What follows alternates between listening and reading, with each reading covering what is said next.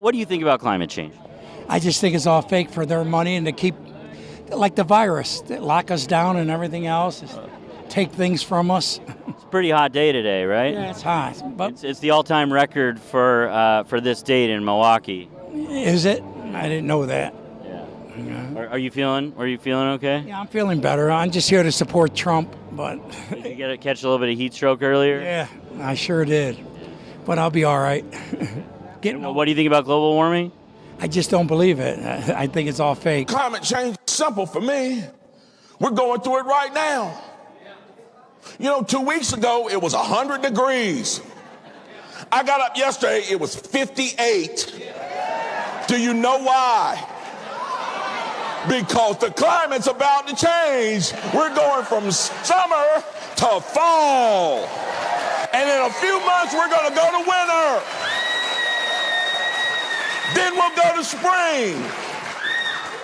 Then it'll start over again. Everybody says, aren't you concerned about how hot it is?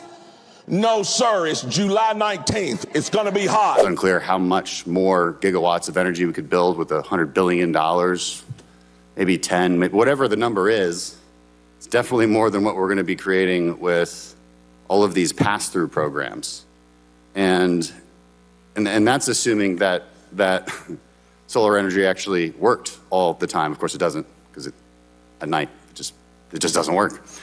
It's intermittent energy. So this is a very non-pragmatic approach to clean energy.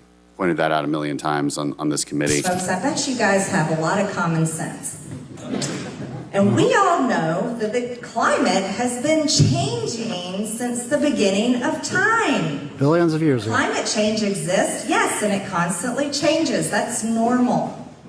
So I pointed that out to them. I also pointed out that, hey, back in the ice ages, there was no government charging people a bunch of green tax credits and passing something like the Green New Deal in order to melt the ice. No, it's ridiculous. It's absolutely ridiculous. The climate just changes. That's it. But they were saying because of climate change, migrants, these poor people dealing with climate change, have to come to America. And I'm like, hey, in case you didn't know, we have climate change too. What is the Republican plan for addressing climate change as you've criticized President Biden for going overseas to this global climate summit? Yeah, well, first of all, we had hurricanes a lot longer than we've had changes in carbon emissions. Carbon emissions have been around since before man walked the earth. I mean, you've seen 10,000 years ago, you can look at the record, and we had warmer temperatures on the earth than we do today because it goes up and down. We've had freezing periods in the 1970s. They said it was going to be a new cooling period, and now it gets warmer, it gets colder. That's called Mother Nature. But the idea that hurricanes or wildfires were caused just in the last few years is just fallacy. Why are we following these countries that tried it and failed? And they're smart countries. They tried it, they failed. Why are we doing this? Why aren't we creating great energy plants, great sources of energy, instead of playing this game with wind that is ruining everything, killing all your birds, destroying the fields, all these gorgeous fields. You got windmills all over the place, and you have birds. You want to see a bird cemetery? Just go under a windmill. You see thousands of birds dead. The bald eagle, if you kill an eagle, they put you in jail for years. And yet these windmills knock them out like nothing. And nothing happens to the people. No, it's a green scam. It's a shame. Look, I'm all for clean energy. I want clean water. I want clean air. But you can't destroy your country over it. It is unknown at this time the low level of carbon dioxide in the atmosphere that might actually destroy life. Because plant life all depends, as you know, Secretary, plant life all depends on CO2. And when we kill it, then we're done too. I yield the balance. Congressman, let me just say that I don't agree with what you're saying out there for any number of reasons. I don't have time to go into all of them now, but I'll just tell you point blank that the difference between the periods you're looking at in terms of heat, et cetera, and human input is night and day, number one. Number two, why do you think 195 countries in the world, their prime ministers, their presidents. Because they're grifting like you are, sir. That's a pretty shocking statement, that you believe that all the scientists in the world are grifters, honestly. Not all scientists agree with you, Mr. Secretary. 98% of all the scientists in the world. Science isn't about agreement. It's not about consensus. You know that. You know, we're always pointing out how stupid these people in Congress are because it's true. There's no denying it. But at the same time, we can't lose sight of how much money they take from big oil companies. You can't talk about energy without talking about climate change. The climate is changing. It's changing in my state. Our sea levels are going up about a foot a century. There are a multitude of reasons for it. We need to address it. But I see, and I think these colleagues of mine see, the changes in our climate as a discrete scientific problem. Unlike President Biden and Secretary Kerry and the other Trotsky-like wokers, they see climate change as a religion.